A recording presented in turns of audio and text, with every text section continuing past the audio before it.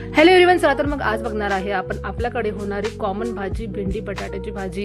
यामध्ये कुठल्या प्रकारचा मसाला, वाटण, शेंगदाण्याचं कूट, ओला नारळाचं खीस न वापरता आपण फक्त करायची पद्धत म्हणजे फोडणी घालायची पद्धत बदलवली आहे, जेणेकरून आपली रोजची भाजी एकदम रुचकर, टेस्टी आणि पौष्टिक होईल। तर माझा व्हिडिओ तुम्ही शेवटपर्यंत बघा। त्यासाठी घेतली आहे आपण ताजी भेंडी स्वच्छ धुवून पुसून कट करून घ्यायची आहे। एक बटाटा घेतला आहे, त्याला धुवून साल काढून त्याला पण कट करून घेतलेला आहे। एक कांदा घ्यायचा आहे, त्याला पण मस्त लांब लांब पीसेसमध्ये कट करून घ्यायचा आहे। सोबतच आपण हिरवी मिरची आणि लसूण घ्यायचा आहे, त्याला पण चिरून आणि खुडून घ्यायचं आहे।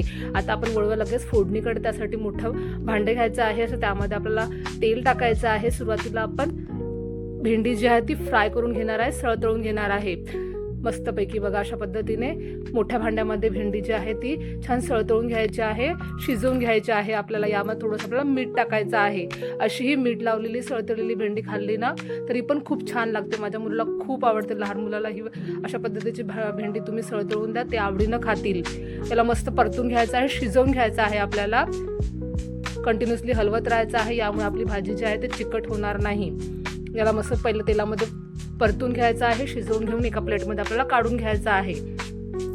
आता आपण घालूया आपल्या भेंडीला फोडणीला। त्यासाठी पॅनमध्ये आवश्यक तेवढं तेल घ्यायचं आहे।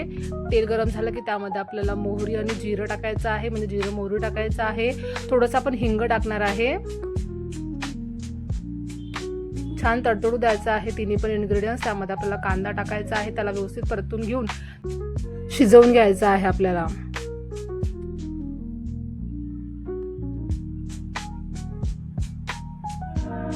व्यवस्थित कांदा शिजला गेला की त्यामध्ये आपण चिरलेली हिरवी मिरची टाकायची आहे, त्याला पण छान शिजवून घ्यायचं आहे। नंतर आपण यामध्ये टाकायचं आहे खुडलेला लसूण, म्हणजे बारीक कट केलेला लसूण टाकायचा आहे। याला पण छान परतून घेऊन शिजवून घ्यायचं आहे। सर्व कच्चं पण आपलं काढून घ्यायचं आहे।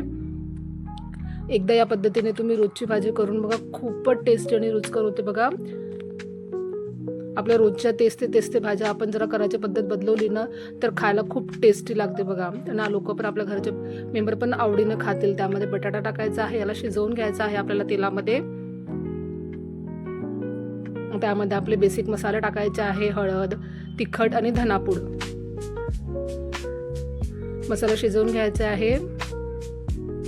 आता यामध्ये टाकायचं आहे आपली फ्राय केलेली भेंडी।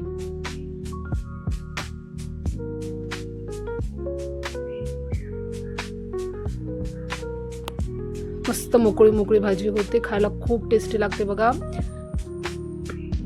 थोडीशी आपण करायची पद्धत बदलवली, भाजी ते टेस्ट वेगवेगळी येते।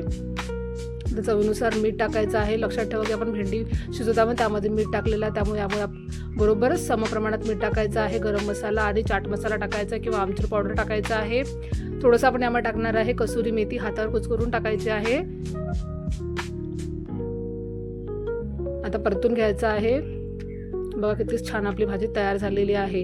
आता गरमागरम भेंडीची भाजी आपल्याला सर्व करायची आहे। तुम्ही टिफिनला पण ही देऊ शकता, खूप पौष्टिक आणि खूप टेस्टी भाजी होते ही। अशा पद्धतीने एकदा भेंडीची भाजी तुम्ही नक्की ट्राय करून बघा।